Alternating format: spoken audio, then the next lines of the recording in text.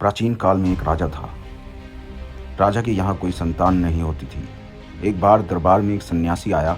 सन्यासी ने राजा को संतान उत्पत्ति का वरदान दिया।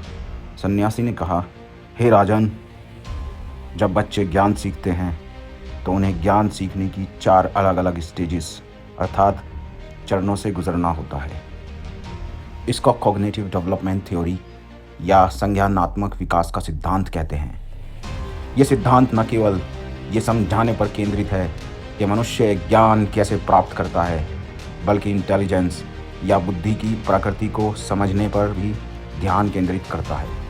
राजन, ध्यान से सुनो।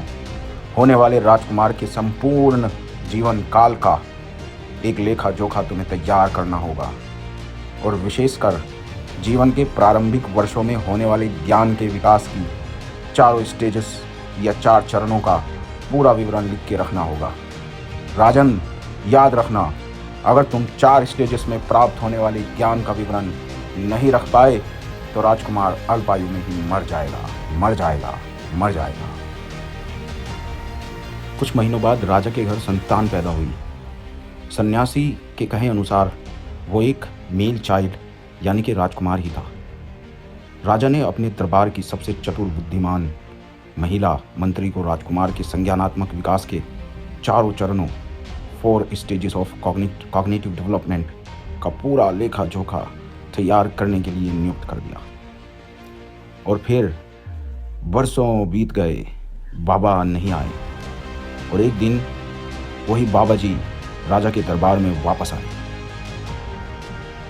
राजा ने सन्यासी से कहा, हे बाबा जी, राजकुमार के ज्ञान का विकास इन 4 चरणों में हुआ है। The stage number 1 was actually राजा बहुत पढ़ा लिखा था, उसको भाषाओं का ज्ञान था, इसलिए राजा टेक्निकल वर्ड्स बताने के लिए इंग्लिश भाषा का प्रयोग करता है और कहता है कि stage 1 was sensory motor stage.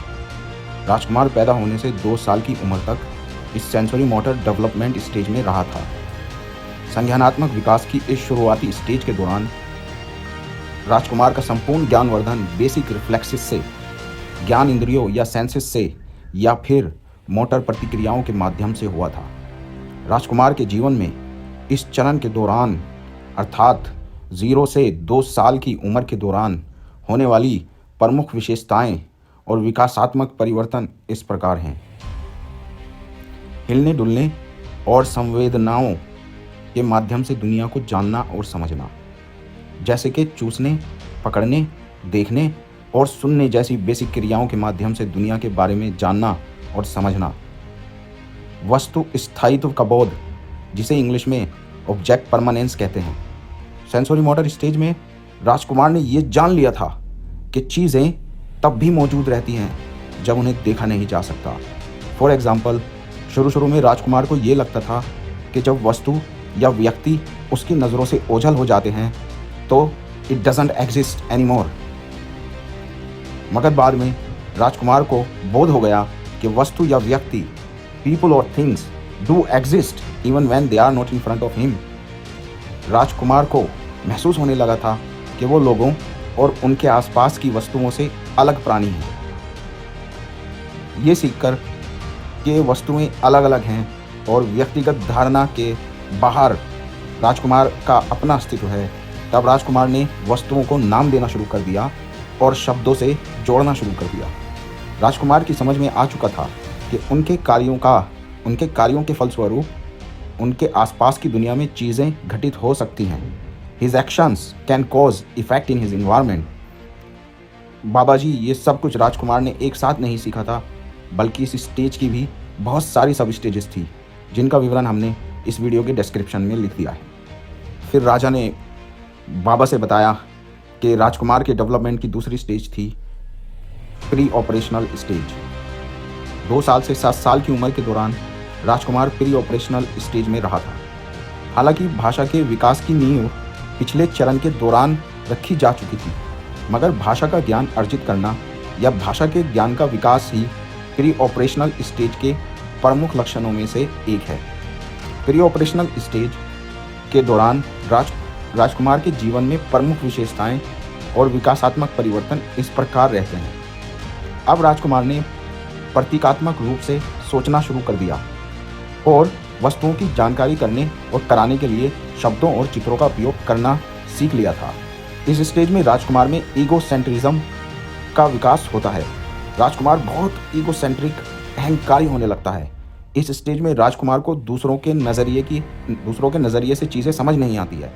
राजकुमार भाषा और सोच यानी कि थिंकिंग प्रोसेस में बेहतर हो रहा था, लेकिन फिर भी बहुत ठोस शब्दों में सोचता था। और इस स्टेज में राजकुमार नाटक खेल के माध्यम से सीखने लगता था। उदाहरण के लिए राजकुमार किसी वस्तु का बोध कराने के लिए दूसरी वस्तु का उपयोग करने में सक्षम हो गया था। फॉर एग्जाम्पल, राजकुमार झाड़ू का उपयोग खेलने के लिए ऐसे करता है जैसे कि झाड़ू एक घोड़ा हो, लेकिन फिर भी तर्क करने और दूसरों के दृष्टिकोण को समझने में राजकुमार को कठिनाई होती है। इस स्टेज में राजकुमार निरंतरता के विचार को समझने में भी संघर्ष करता है। उदाहरण के लिए, हमने एक शोध किया जिसमें एक मिट्टी के ढेले को या क्ले को 2 बराबर टुकड़ों में विभाजित कर दिया। मिट्टी के एक टुकड़े को गोल कर दिया जबकि दूसरे टुकड़े को फैलाकर लंबा कर दिया। क्योंकि सपाट आकार बड़ा दिखता है, तो प्री ऑपरेशनल स्टेज में राजकुमार ज़्यादातर उस टुकड़े को ही चुनता है जो दिखने में बड़ा प्रतीत होता है। इस उम्र में भूमिका निभाना या रोल प्ले भी महत्वपूर्ण हो जाता है। बच्चे अक्सर मम्मी, डैडी, डॉक्टर एवं कई दूसरे पात्रों की भूमिका निभाते हैं। और राजा ने सन्यासी से कहा, बाबा, इसके बाद राजकुमार के विकास की अगली स्टेज कॉन्क्रीट ऑपरेशनल स्टेज होती है। राजकुमार कॉन्क्रीट ऑपरेशनल स्टेज में 7 साल की उम्र से 11 साल की उम्र तक रहता है। इस स्टेज में राजकुमार ने कुछ हद तक लॉजिकल सोचना शुरू कर दिया था, हालांकि अब भी बहुत ठोस या कॉन्क्रीट शब्दों में सोचा करता था।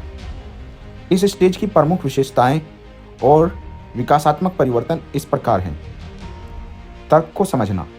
कॉन्क्रीट ऑपरेशनल स्टेज में राजकुमार इंडक्टिव लॉजिक या परिचयात्मक तर्क का उपयोग में काफ़ी अच्छा हो गया था।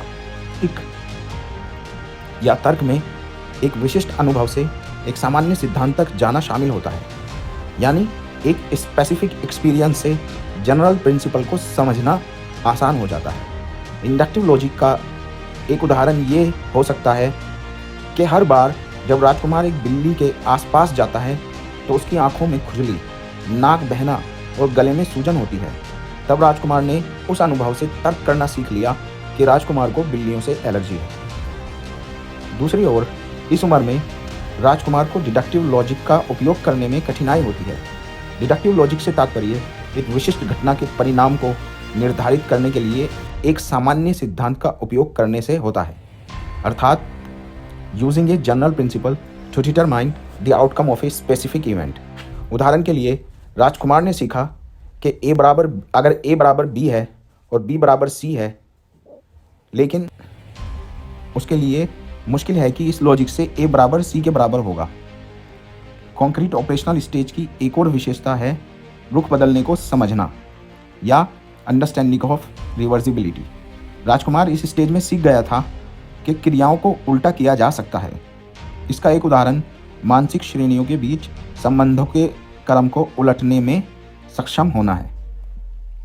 फॉर एग्जाम्पल, राजकुमार ये पहचानने में सक्षम हो गया था कि अगर उसका कुत्ता लैब्राडोर है तो इसका मतलब लैब्राडोर एक तरह का कुत्ता होता है और ये कि कुत्ता एक तरह का जानवर होता है। कंजर्वेशन। इस स्टेज में एक और महत्वपूर्ण विकास हुआ।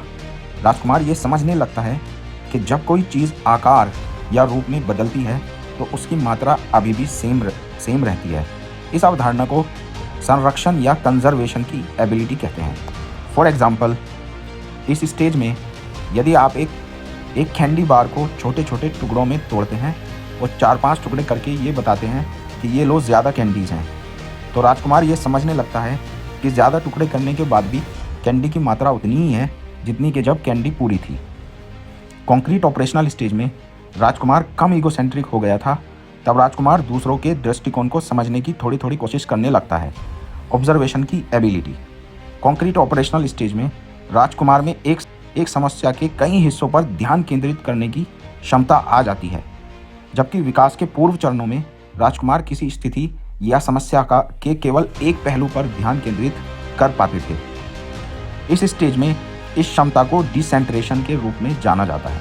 फिर उसके बाद राजा ने बाबा को बताया कि चौथा चरण या चौथी स्टेज थी formal operational stage. Number 4 formal operational stage. ये स्टेज 12 साल की उम्र के बाद पूरी उम्र तक रहती है। इस स्टेज के प्रमुख विकासों में तर्क में वृद्धि, डिडक्टिव लॉजिक का उपयोग करने की क्षमता, अमूर्त विचारों या एब्स्ट्रैक्ट थिंकिंग की समझ शामिल है। इस बिंदु पर किशोर और युवा वयस्क समस्याओं के कई संभावित समाधानों को देखने में सक्षम हो जाते हैं और समस्याओं के बारे में अधिक वैज्ञानिक रूप से सोचते हैं। नैतिक, दार्शनिक, सामाजिक और राजनीतिक मुद्दों के बारे में अधिक सोचना शुरू करता है, जिसके लिए सैद्धांतिक और मूर्त तर्क करने की क्षमता की आवश्यकता होती है। भविष्य के लिए व्यवस्थित रूप से योजना बनाने की क्षमता और काल्पनिक स्थितियों के बारे में तर्क करना भी महत्वपूर्ण क्षमताएं हैं जो इस चरण के दौरान उभरती हैं। सन्यासी बाबा ये सब बात सुनकर बहुत खुश हुआ। वो भाव विभोर हो गया। राजन, तुमने तो राजकुमार के जीवन को संज्ञानात्मक विकास के सिद्धांत अर्थात कॉग्निटिव डेवलपमेंट थ्योरी के रूप में चरितार्थ कर दिया। मैं तुमसे बहुत खुश हुआ राजन। मैं तुम्हें कुछ और महत्वपूर्ण अवधारणाओं के बारे में बताता हूँ। पहली महत्वपूर्ण धारणा है स्कीमास एंड कंस्ट्रक्टिविज्म, जिसे हिंदी में योजनाएं और रचनावाद कहते हैं। सुनो, तर्क यह है कि बच्चे संसार के साथ बातचीत करके दुनिया के बारे में सीखते हैं। दुनिया के बारे में ज्ञान प्राप्त करने की इस धारणा को रचनावाद के रूप में जाना जाता है। अपनी बातचीत के माध्यम से बच्चे स्कीमा या कॉग्निटिव पैटर्न्स बनाते हैं कि दुनिया में सब चीज़ें कैसे काम करती हैं। ये स्कीमा ऑर्गेनाइजेशन के माध्यम से आते हैं जो सामान्य विशेषताओं के आधार पर वस्तुओं को एक साथ व्यवस्थित करते हुए श्रेणियां बनाते हैं। स्कीमा को दोहराया और परखा जा सकता है। उदाहरण के लिए, एक शिशु के पास झुनझुने के बारे में एक स्कीमा है कि अगर झुनझुने को हिलाया जाए तो ये शोर करता है। दूसरी महत्वपूर्ण अवधारणा है एडेप्टेशन, जिसे हिंदी में अनुकूलन कहते हैं। अनुकूलन में ये वर्णन किया जाता है कि बच्चे जब कोई नई जानकारी प्राप्त करते हैं तो वो अपनी वर्तमान जानकारी अपने वर्तमान कॉग्निटिव पैटर्न्स एवं स्कीमास को किस तरह से अपडेट करते हैं। अनुकूलन या एडेप्टेशन दो तरह से होता है, एसिमिलेशन एंड एकोमोडेशन। एसिमिलेशन से अभिप्राय है कि कैसे बच्चे मौजूदा स्कीमास में नई जानकारी को शामिल करते हैं। फॉर एग्जाम्पल, अगर एक बच्चा पहली बार कुत्तों को भौंकते हुए देखता है तो वो कुत्ते के बारे में बताने के लिए भौं भौं करके दिखाएगा, और अब अगर वो किसी बिल्ली को देखेगा तो उसे भी भौं भौं करके ही रेफर करेगा।